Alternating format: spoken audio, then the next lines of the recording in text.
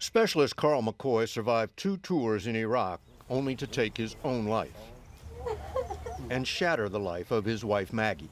He shot himself in the bathroom.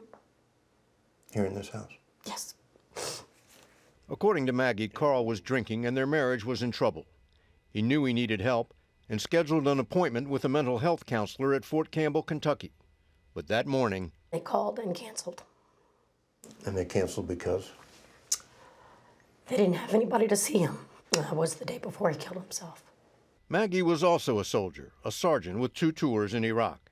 She planned to stay in the Army until she saw this email written by her commander after Carl's suicide. I know Sergeant McCoy has a lot of problems, but we need people who can deploy. So get her out of the Army or get her out of my unit.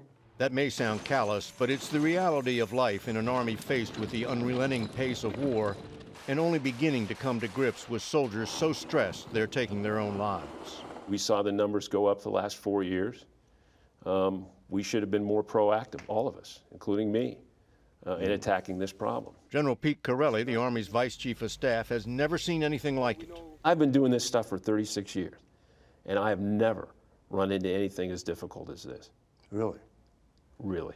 Carl McCoy was one of 140 known or suspected suicides in the Army last year, an all-time high. This year, the numbers are even worse, 54 in the first 3 months. Here's another alarming statistic. Each day, on average, 3 soldiers call a national suicide hotline run by the Department of Health and Human Services.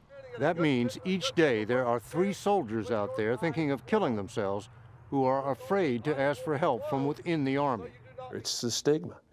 It's the soldier who wants to reach out to someone who's not in his chain of command because he feels that somehow, if he does do that, he's going to be thought of as a lesser soldier. Corelli says Fort Campbell has the most aggressive suicide prevention program in the Army, but that has not stopped what he calls a horrible spike. 11 suicides at this one base since the first of the year, one of them during his visit. The fact that these are some of the Army's toughest soldiers, members of the 101st Airborne Division, doesn't protect them from inner demons. Lieutenant Colonel Tom Kunk is the first to be notified whenever a suicide occurs. And the one common thread